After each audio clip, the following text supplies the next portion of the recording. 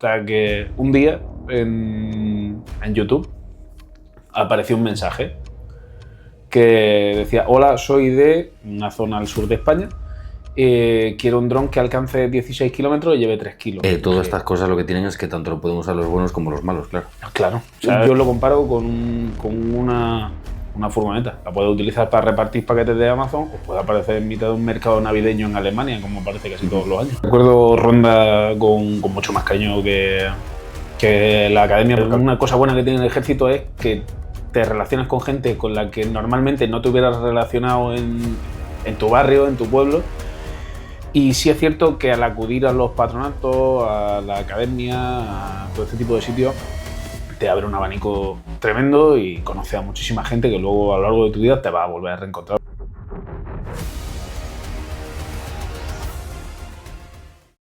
Compañeros, compañeras, bienvenidos a este primer episodio de Formacast. Es para mí un placer que mi primer podcast sea con mi hermano Miguel. ¿Qué tal, Miguel? Todo bien, sobre todo un orgullo que me hayas escogido a mí para este primer Formacast. Nada, la verdad que me hace mucha ilusión que seas tú, tío. Ya sabéis que, somos hermanos de batallas, aunque nos hemos conocido por redes sociales. Hace unos meses ya descubrí su proyecto de Zumbidos de Guerra a través de mi cuenta de Instagram y me pareció súper interesante. Me acuerdo que empezamos a hablar, enseguida tomamos ese primer contacto, llevamos muy poco los dos con el tema de redes sociales y la verdad que ha sido un apoyo para mí muy importante, o sea que te lo agradezco que estés aquí como primer invitado a este podcast, tío. Pues igualmente, la verdad es que se ha creado una amistad bonita, que dice la gente que las redes sociales no generan nada bueno. En mi caso, la verdad es que utilizándolo como un medio bastante acotado en ese aspecto, tanto por el tema del libro, luego como el ambiente o el ámbito que he descubierto, porque yo no sabía ni que esos tipos de temas se tocaban ahí. Y sobre todo conocer cuentas como la tuya o como otras cuentas con las que luego me han permitido mostrar el contenido, la verdad es que me está llevando por caminos que yo jamás hubiera esperado, la verdad. Sí, yo siempre lo digo, tío. Yo la verdad que siempre digo que al final lo que uno se queda con todo esto es la gente que conoce. Y la verdad que hemos hecho un grupo, yo creo que estupendo, tío. La verdad que nos apoyamos con mucha lealtad entre todos, o sea que la verdad que muy, muy contento, tío, de haberte conocido a ti y haber conocido a toda la parte del grupo. Pues Así que bueno, vamos allá, tío, con tus preguntas. ¿Voy a ser malo? No voy a ser malo, sabes que no voy a ser malo. No, el chico bueno no puede ser malo. No soy malo, ya lo sabes. Sí que quiero que empecemos, tío, hablando un poco porque entraste al ejército. A ver, yo ya lo contamos de una vez que mi entrada al ejército no fue vocacional. Yo estaba en ese momento perdido y nada, pues a mí se me apareció el ejército como una oportunidad. ¿Con qué edad entraste tú al ejército? Yo me presenté 2 veces. La primera me presenté con 20 recién cumplidos y la segunda, sí, todavía tenía 20. Entré en 2014. Pues esto, a ver, es un claro ejemplo, ¿no? Sobre todo para la gente que se esté pensando entrar, ¿no? Los alumnos de la academia y demás, que bueno, al final puedes entrar sin vocación y una vez estás dentro, la adquieres. O sea, no era vocacional, pero me llamaba la atención. Que no es lo mismo. No es lo mismo, o sea, sí. Hay que separar un poco. En mi caso fue que por un lado me llamaba mucho la atención el tema de explosivos. Era algo que, no sé, será una pedra que tengo, pero me llamaba mucho la atención por un lado y luego por el otro no me había nunca planteado ni policía, ni guardia civil, ni nada relacionado con el funcionariado. De hecho, yo estaba estudiando una carrera relacionada con la rama biosanitaria, vamos a dejarlo ahí. Y nada, pues un día por cosas del destino, pues amanecí en la puerta de reclutamiento, literalmente.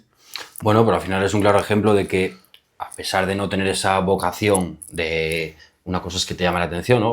Cosas diferentes, que no tengas esa vocación de siempre, de pequeñito, yo quiero ser militar, pero tu caso es un caso claro de que no solo estás en el ejército, sino que has ascendido, te has ido a la Mm. academia, has sacado un libro de algo que a ti te gusta, pero lo has llevado al entorno militar. O sea que quiere decir que, bueno, una vez que alguien entra, que a lo mejor pues no tiene esa vocación de lo típico de yo de pequeño quiero ser, ¿no? Yo quizás tampoco. Yo quizás tampoco es que desde pequeño tenía súper claro que quería ser militar, pero bueno, con el paso del tiempo, bueno, vas adquiriendo esos... No sé, yo tampoco tenía familia, pues yo sé que en tu caso sí tenía una Sí. persona que sí era un referente para ti. Yo no he tenido familia militar, lo más cercano, ya te digo, pues, mi padre que hizo la mili y tal, no hemos tenido nada. Sí es verdad que mi familia siempre ha tenido un sentimiento bueno a favor del ejército, que Ujú. no hay gente a lo mejor no lo ha tenido. Y por otro lado, una segunda parte que fue el crearme la necesidad, es decir, yo no tenía ni idea ni de lo que era ni zona de confort ni cosas por el estilo, tampoco he utilizado nunca ese tipo de términos, no los conocí.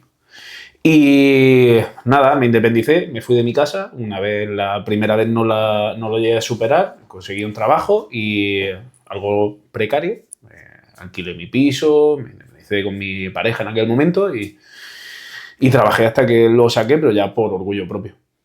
Ujú. ¿Y por qué zapadores? Pues la verdad es que fue suerte. Y te digo suerte porque a día de hoy yo creo que es el arma más bonita. O sea, el arma más bonita y el arma más completa desde mi punto de vista. Sí. Zapadores se creó realmente, ha acabado quizás siendo un poco un cajón desastre donde han metido muchas cosas, pero también es verdad que están muy bien hiladas, ¿no? Zapadores es el arma del trabajo, Ujú. pero no el trabajo como conocemos de 8 a 3. Un trabajo en el que, pues, desde hacer trincheras hasta establecimiento de campamento, reforzar vías logísticas, por ejemplo, o apoyo al combate directamente a infantería. Entonces, ¿qué pasa? Cubre no solo eso, sino también hay capacidad de anfibia, que unidades de infantería es raro que tengan, a no ser que sea infantería de marina, pero ya no es el ejército de tierra. Tiene su parte de paracaidista, anteriormente tenía también la parte de zapadores de montaña. Entonces, digamos que zapadores él hace el mismo trabajo que podría hacer un infante, quitando ciertas especialidades como morteros o tiradores, Ujú. pero desde un punto de vista más técnico o más especializado, ya dentro del tema de explosivos, minas, también, por supuesto, la parte de construcción, maquinaria, tienen también tiene sus pelotones de reconocimiento, igual que tiene infantería. Entonces, digamos que a ver, hay un chascarrillo dentro del ejército que los zapadores son infantes con estudios, ¿no? Eso lo hemos escuchado todos, ¿verdad? Pero no, al final, para mí es el arma más bonita porque tiene más salida.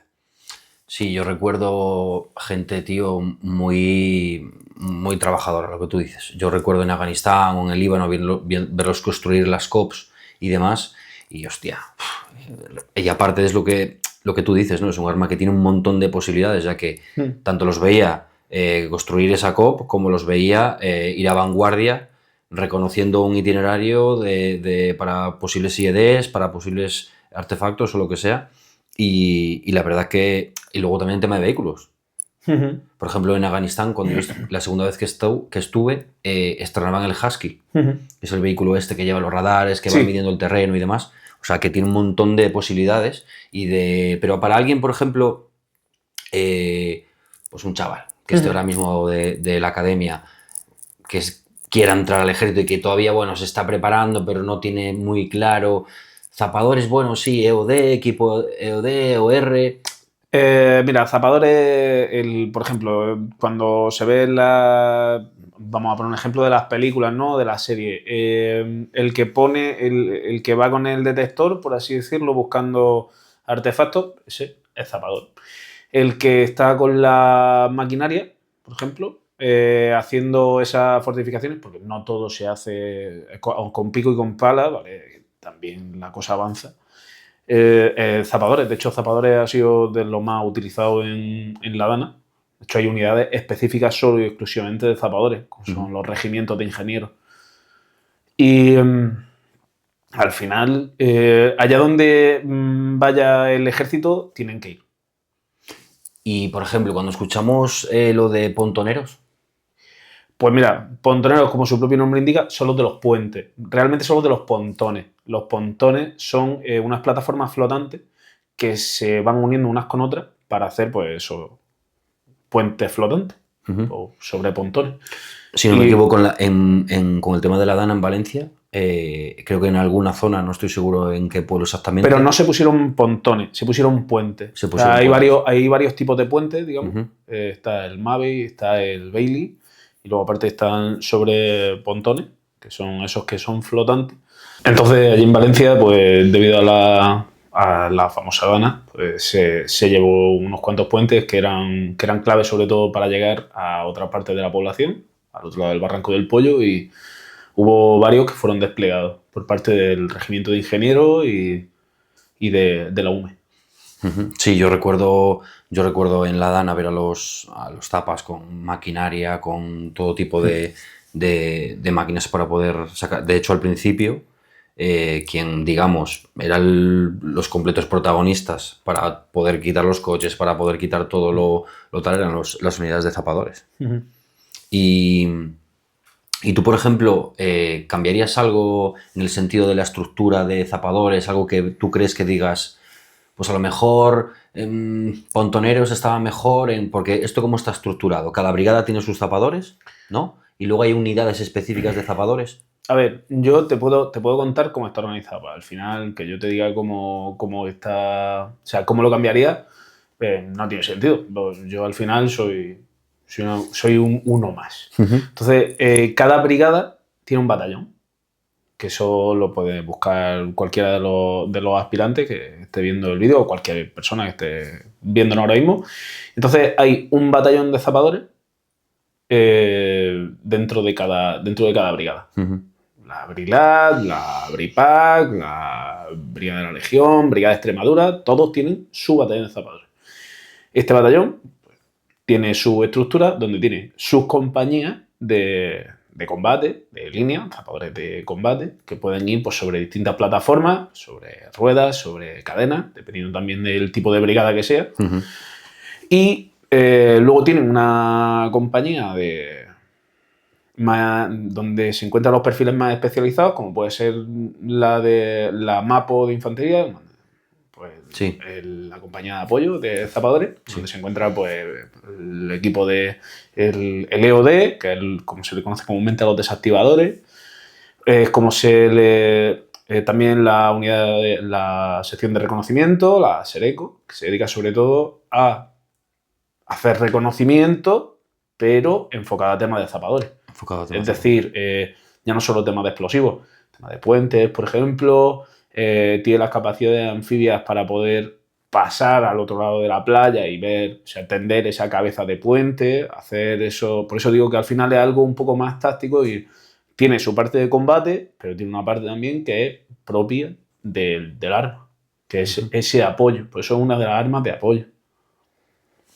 Y la verdad es que luego hay, dentro de la estructura del ejército, está el mando de ingenieros, que son unidades solo y exclusivamente de ingenieros. Y dentro de esta, pues está el regimiento de especialidades de ingenieros, por ejemplo, que es lo que reúne pues, todo lo que se conoce como las especialidades, que son pues, el montaje de hangares, de helicópteros, por ejemplo, tiendas taller, campamentos, etcétera, etcétera, que a la gente le puede parecer una tontería, pero a nadie le gusta dormir en el suelo. Y a todo el mundo le gusta cargar el móvil. Y a todo el mundo le gusta ducharse con agua caliente. Sin duda, sí. Entonces, cuando vuelves del campo y te encuentras eso aumenta la calidad de vida. O sea, si tú quieres ir a por un ejército, lo primero que tienes que hacer es dejarlo primero sin agua, o sin comida y sin munición. Entonces, el hecho de favorecer el combate apoyándolo en distintas maneras, en la movilidad, por ejemplo, con el tema de los puentes, el desminado de ruta, el tema de los trampeos, la contramovilidad con todo el tema de las fortificaciones, con todo el tema de la maquinaria. Luego también, dentro de esa fortificación, también está el establecimiento de posiciones. Entonces es un abanico muy amplio y también toca la rama del combate. No todo es... Sí. Y un icono, ¿no? que tenemos del mundo de los tapadores, desactivadores de explosivos y demás, pues es el típico de la película, con el traje, el robot, el perro que va a buscar. Un equipo de... Cuéntame, como para que alguien, si quiere ser zapador porque le gustaría ser desactivador de explosivos, que... Pues mira, EOD además para mí es el top. De hecho fue una de las razones por las que me decidí a ascender, para intentar algún día poder optar por lo menos a hacer el curso. Los equipos EOD están conformados por un número bastante reducido de personas que tienen unos conocimientos para poder enfrentarse a amenazas explosivas. ¿Qué amenazas explosivas? Minas, municiones que no han detonado o no han funcionado correctamente y trampas. Por ejemplo, pues, los artefactos explosivos, los IED que se encontraban en Afganistán. Entonces, es gente que tiene un trabajo muy técnico, un trabajo muy, obviamente, en el campo, porque eso no es un trabajo de... Bueno, tiene su trabajo de oficina, tanto previo como posterior, porque todo eso se recoge, se analiza y se recogen esos datos para poder ver por qué ha pasado y para intentar que no vuelva a pasar. Y son como una familia. O sea, por lo menos con los que yo he tocado, o sea, con los que yo he... Por lo menos con los que yo he coincidido. Y yo puedo hablarte de la gente con la que he coincidido y son gente, la verdad es que tienen una manera de pensar muy, muy diferente, obviamente. Sí, al final yo creo que es que es un trabajo que, a ver, yo recuerdo, yo por desgracia, ¿no? Viví el fallecimiento de sargento Ureña en Afganistán, con pues un IED que estaba pues puesto a mala fe, ¿no? Y por desgracia, pues... Entonces yo, cada vez que los veía, que cuando todos dábamos la burbuja de seguridad y que bajaban y que se acercaban y tal, joder, yo me recuerdo que estaba en universidad exterior y de vez en cuando miraba para ellos, ¿no? Y era como decir, joder, esta gente, ¿no? Qué valor, porque es que hay que tener valor. Al final acercarte a un sitio donde sabes que hay 15 kilos de explosivo, que sabes que está puesto seguramente para que cuando tú vayas a tocar salte todo por los aires y demás, creo que, ostras, hace falta mucho más que para desempeñar otro tipo de funciones dentro del ejército. Quiero decir, me parece que es uno de los, sino de que necesitas tener una capacidad de asimilarlo, de tener esa tranquilidad para ese momento, ¿no? A ver, yo lo primero, lo digo en todos los podcasts, yo nunca he estado desplegado, no he tenido esa suerte, porque al final el que se mete al ejército, yo creo que el culmen de su carrera es cuando está desplegado. Yo todavía pues no he llegado a eso. Lo que sí, la gente que he conocido yo de LeoD, sí es verdad que cuando te pones a hablar con ellos y tal, han cambiado completamente el chip, ha cambiado la película, esa cabeza piensa de otra manera. Y es una manera de afrontar quizás esos problemas. Yo tampoco te puedo contar mucho más, porque al final yo no tengo ese curso, no tengo esa capacitación dentro de lo que cabe. Pero sí es verdad que hay veces que están apoyados, que se está potenciando últimamente por equipo cinológico. El equipo cinológico es el uso de perros, lo que en inglés se le llama K9 o K9. Y sí es verdad que trabajan estrechamente.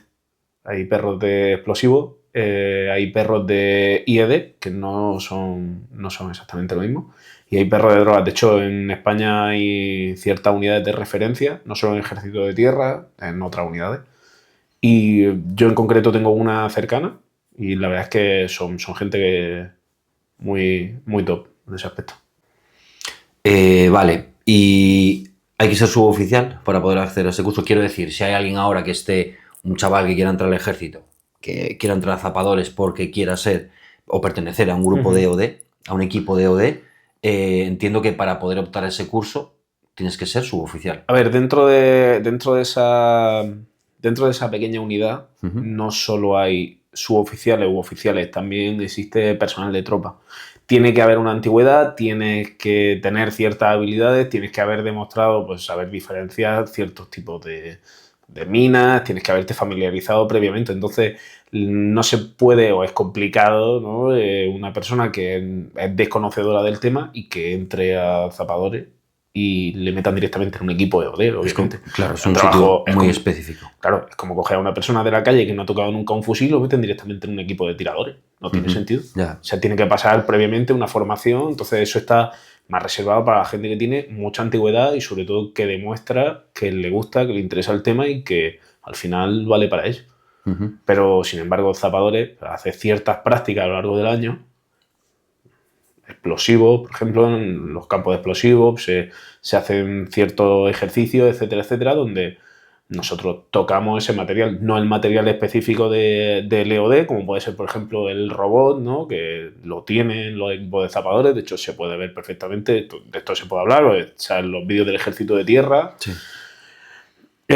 Ciertos detectores. Por ejemplo, eso también la gente que entre a zapadores lo tocará seguramente, detectores de metales, detectores de densidad, ¿no? Que son muy diferentes, porque hay trampas, por ejemplo, no tienen metales.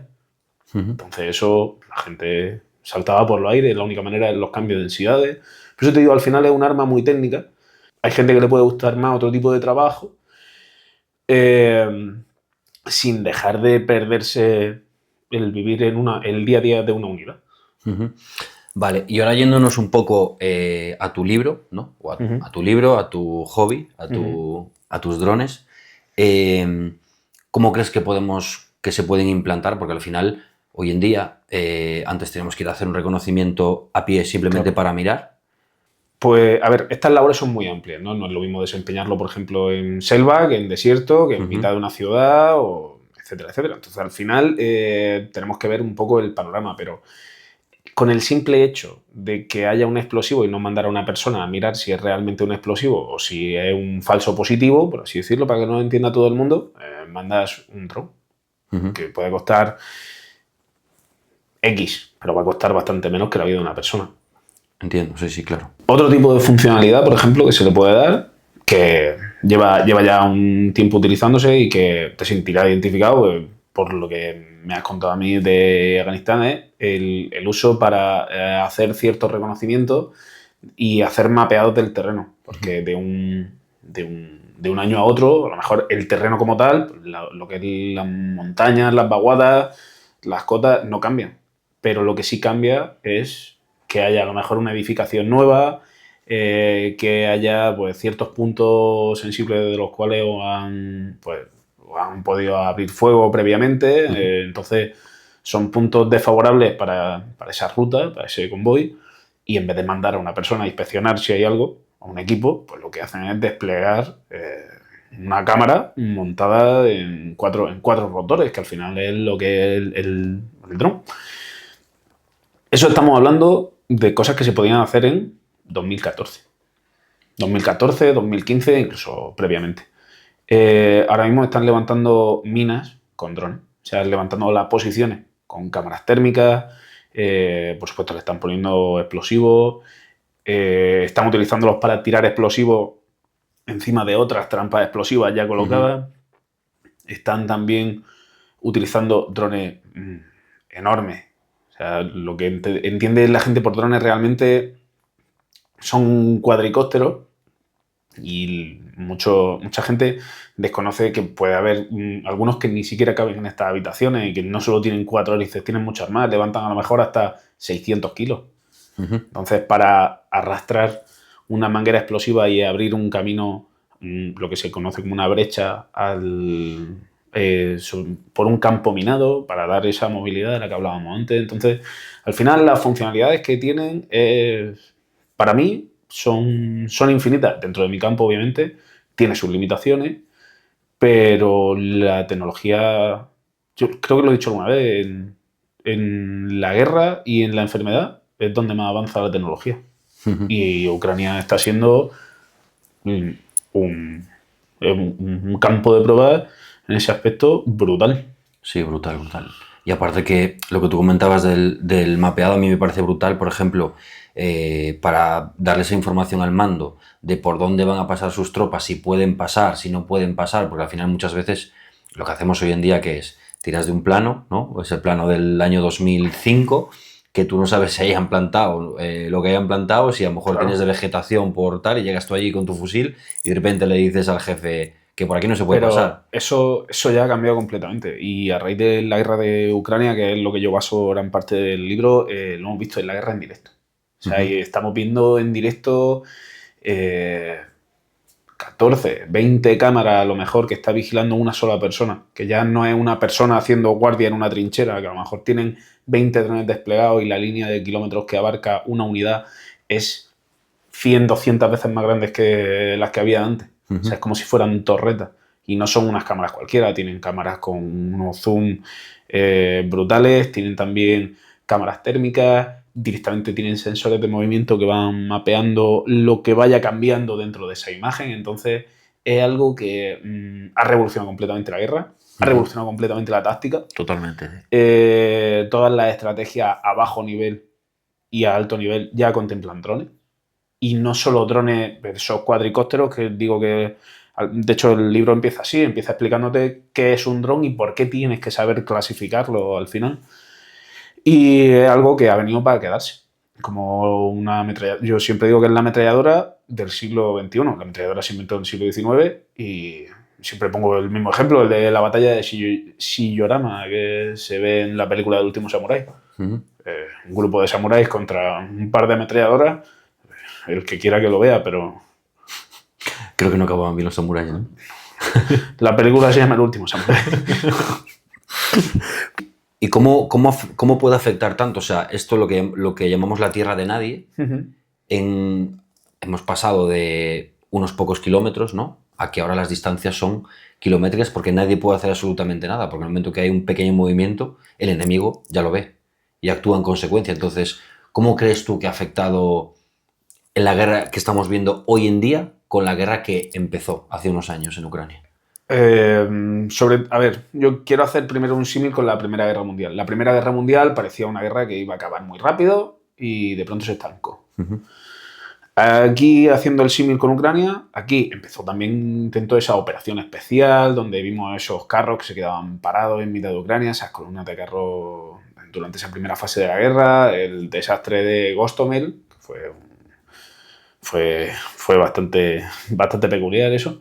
Pero yo lo que quiero centrarme es que tú imagínate que puedes ponerle ya no te digo 20 kilómetros, ya te digo a 2 kilómetros una carga explosiva encima de un carro de combate sin arriesgar tu propia vida, sin arriesgar personal. O sea, estamos hablando de que hemos pasado de estar en una trinchera teniendo que sacar la cabeza para apuntar a estar dentro de una habitación a 2 kilómetros, es decir, fuera del rango de fuego y escondido, es decir, sin revelar posición. Y a mí me da igual que abatan o que no abatan el dron. Yo lo que quiero es que impacte esa carga dentro de ese carro de combate. Entonces, si un artefacto que está costando en torno a, vamos a ponerle 3.000, 4.000 euros, Claro, el dron, coste-beneficio, ¿no? Porque claro, el un carro coste-beneficio, son 10 millones o 12 millones de dólares. claro, que te está costando un 0,1%. Nada, es brutal. Entonces, El coste-beneficio ese es brutal. coste-beneficio al final es como el uso, esa guerra asimétrica que se libraba en Afganistán, los IED haciendo saltar por los aires vehículos que valían millones. Claro. Entonces, yéndonos al lado frío de la guerra, pero que realmente la guerra no se libra sin dinero, es perfecto. Y volviendo a tu libro, ¿en qué momento decidiste escribir un libro? Yo he tenido algún proyecto previo. Pues la mejor manera de aprender algo es enseñar a la gente. Y el conocimiento yo creo que hay que compartirlo. Yo soy una persona que le gusta enseñar a la gente y sobre todo transmitir una idea. Lo primero, para que la gente aprenda. Y lo segundo, porque si esa idea no está bien, te lo van a decir. Entonces eso se va perfeccionando poco a poco. El libro surge de una necesidad que yo empiezo hace 10 años montando drones, empiezo un poquito antes en el ejército y a raíz del uso de drones, no solo en la guerra de Ucrania, sino previamente, los comienzos del uso de drones para la guerra son de 2012 realmente, eso de los cuadricópteros. Pero realmente surge de que mucha gente me estaba preguntando por el tema y creía que era algo de interés.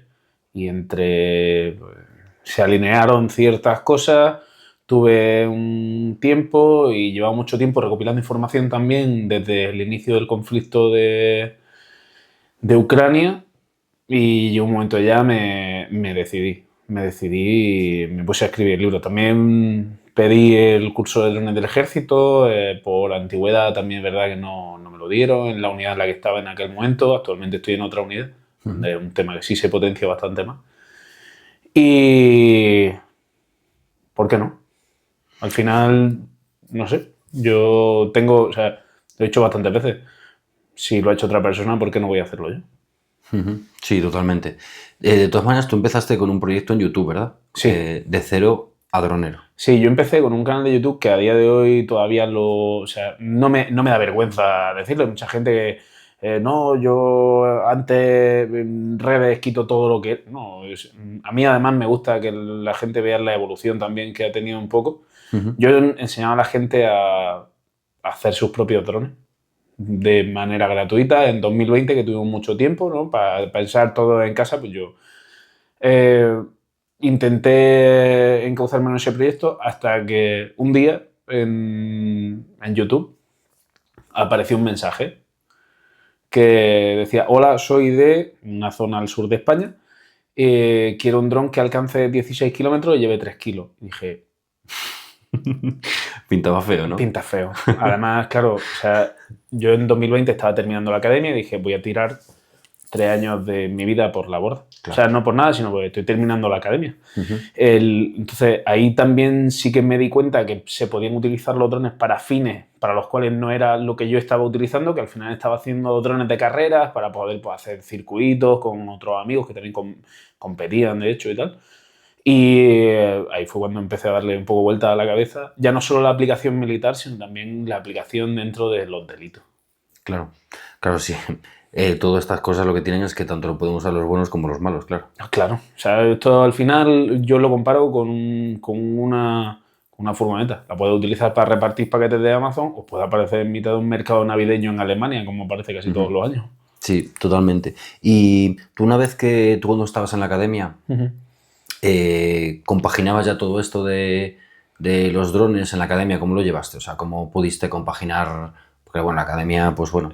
A ver, también ahí sí que juego un punto a mi favor, es que la academia para mí no fue muy demandante. Por unas cosas o por otras. Lo que es relativo a estudiar, para mí no fue muy demandante. Y sí que es verdad que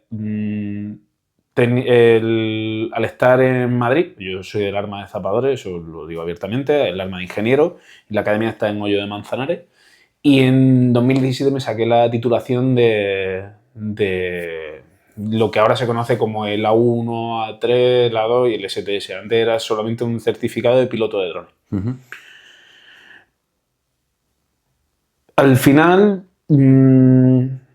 la academia me dio tiempo también para bichear ciertas cosas, ¿no? He sido siempre muy autodidacta en ciertos aspectos, pues vídeos de YouTube, cómo aprender a programar poquito a poco. Actualmente también estoy estudiando otras cosas para no quedarme tampoco parado. Siempre he sido muy inquieto en ese aspecto, pero si lo que te refieres es si la academia ayudó al tema de los drones, fue por otro lado, totalmente diferente. En la academia, de hecho, intenté hacer algunas cosas, no pude.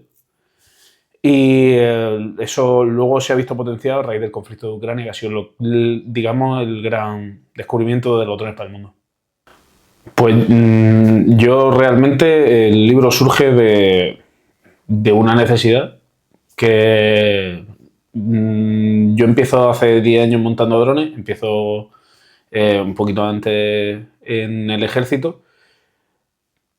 Y a raíz del uso de drones, no solo en la guerra de Ucrania, sino previamente, los comienzos del uso de drones para la guerra son de 2012 realmente, eso de los cuadricópteros. Pero realmente surge de que mucha gente me estaba preguntando por el tema y creía que era algo de interés.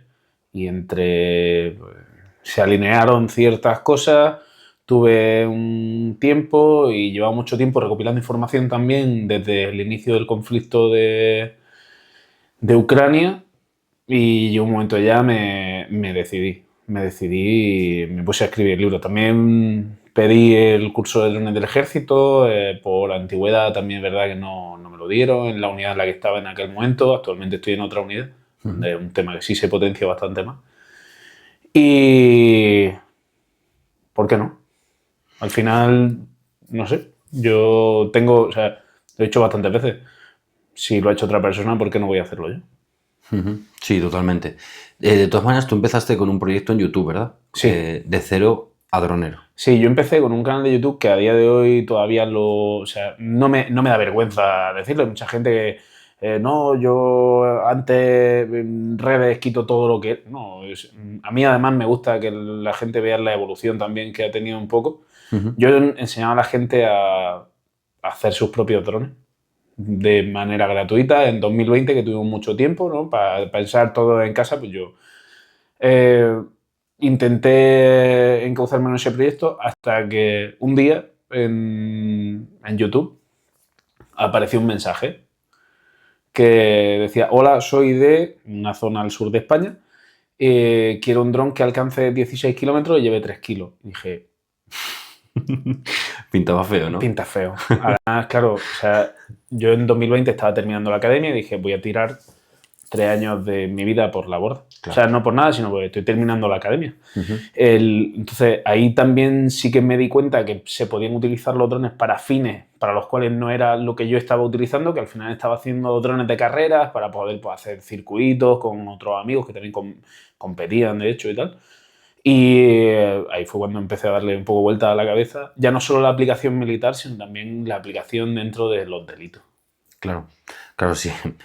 Todas estas cosas lo que tienen es que tanto lo podemos usar los buenos como los malos, claro. Claro, o sea, esto al final yo lo comparo con una furgoneta. La puedes utilizar para repartir paquetes de Amazon o puede aparecer en mitad de un mercado navideño en Alemania, como aparece casi todos los años.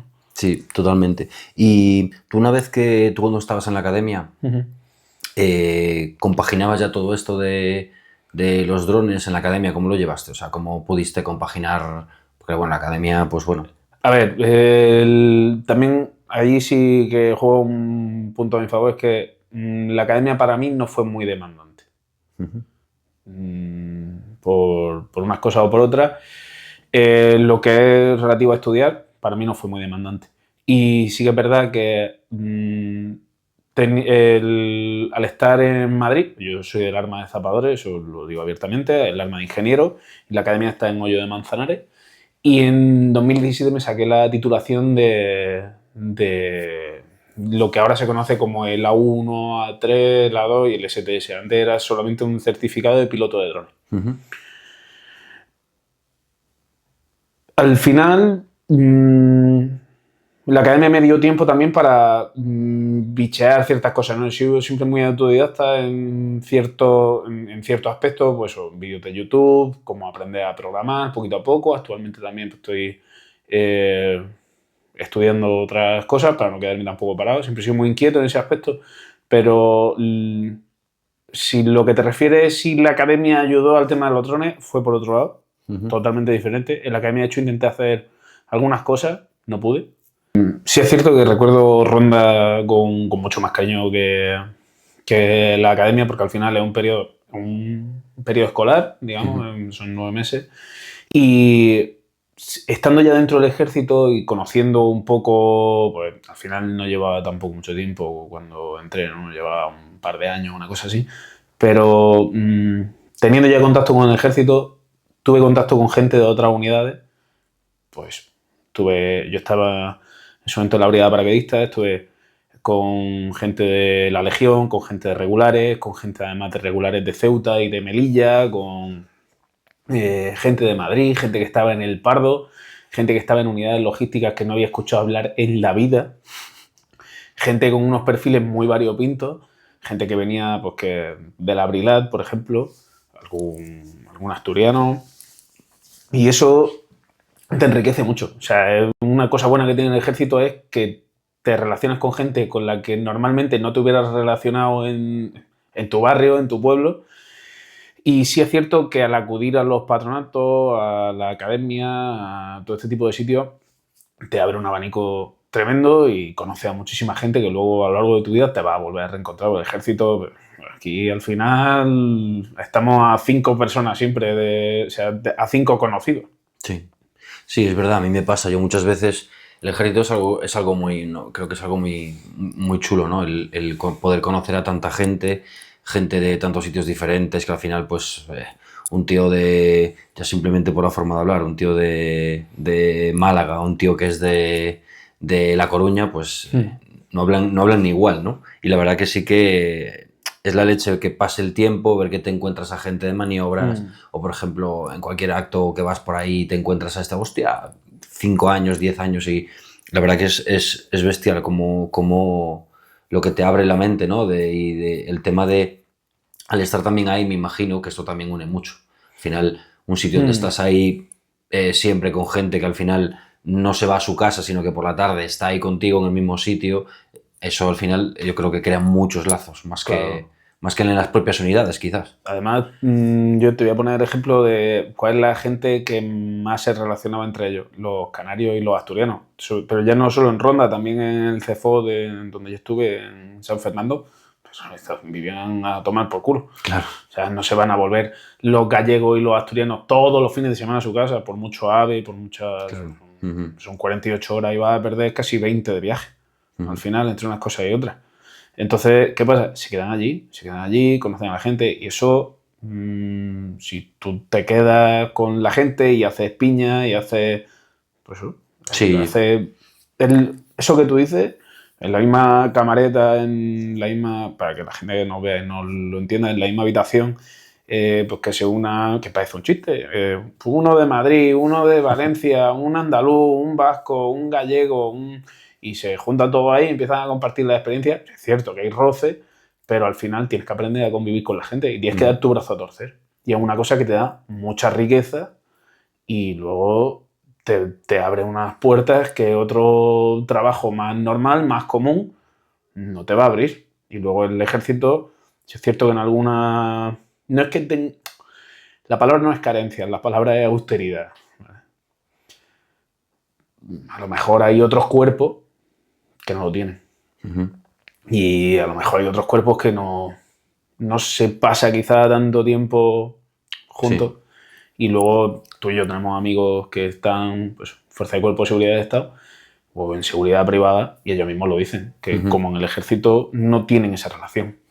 Y la gente que ha pasado por el ejército luego está allí, ellos lo dicen. No se crean esos vínculos tan fuertes quizás. Y Miguel, ya para terminar, tío, si tuvieras que darle un consejo a alguien que nos esté viendo ahora mismo, que esté ya pues, formando parte de la academia de forma PP o que esté pensando entrar en el ejército, tú si tuvieras que darle un consejo, sabiendo lo que sabes, todo el camino que llevas recorrido, ¿qué consejo le darías a ese chaval de 18 años que ahora mismo te está escuchando? Que yo creo que lo he dicho antes, que no lo piense, que lo haga. Que hay muchas veces que nos paramos a pensar las cosas, cómo es la mejor manera de hacerlo, cómo es el simple hecho, por ejemplo, de me voy a comprar estas zapatillas, voy a comparar todas y a lo mejor te tiras una semana sin empezar a correr por comparar zapatillas o porque no te decides por una. Coge una y ponte, ya está. Pues lo mismo, pero referente al ejército, referente a... ¿Cómo se hace? ¿Así? Perfecto, pues vamos. ¿No me sirve? Pues entonces buscaré otra forma. Entonces, no sufrir esa parálisis por análisis que sufren muchas veces a lo mejor opositores o en general gente que está buscando un objetivo y que quiere optimizarlo todo. Porque al final el proceso creo que es la parte que más enriquece, no tanto como el objetivo. O sea, el verte capaz de descubrir que eres capaz de hacer algo es más que el hecho de hacerlo, porque una vez lo haces ya puedes repetirlo.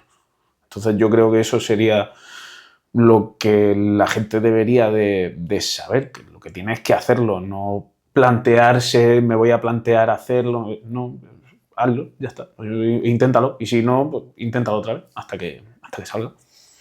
Sí, sí, totalmente, tío. Muchas veces nos vamos poniendo trabas a nosotros mismos en vez de, muchas veces dices, joder, ¿por qué no lo habré hecho antes? ¿No? Cuando ves que, pues, que eras capaz y que te sale bien o que es lo tuyo, ¿por qué no lo habré hecho antes? Al final, bueno, pues tiempo a arrepentirte o a cambiar, pues siempre hay, pero al final lo importante es eso, ¿no? Lo importante es hacerlo y luego ya veremos a ver qué pasa. Y apoyarse en la gente que le rodea. O sea, es como empezar un podcast, ¿no?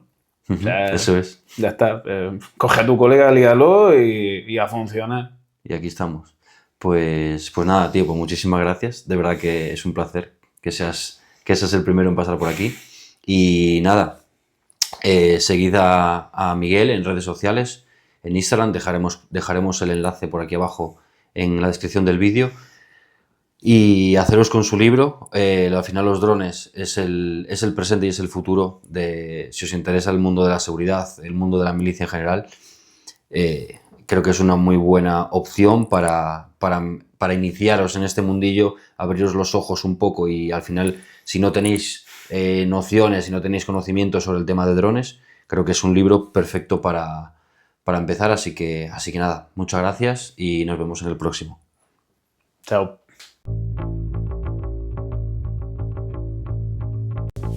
Hola a todos, soy Perro Pastor y hoy vamos a entrevistar a Zumbidos de Guerra. Hola, Zumbidos de Guerra, ¿qué tal? ¿Cómo estás? Bien, le va muy bien a Zumbidos de Guerra. Soy Perro Pastor, ha sido un placer con todos ustedes.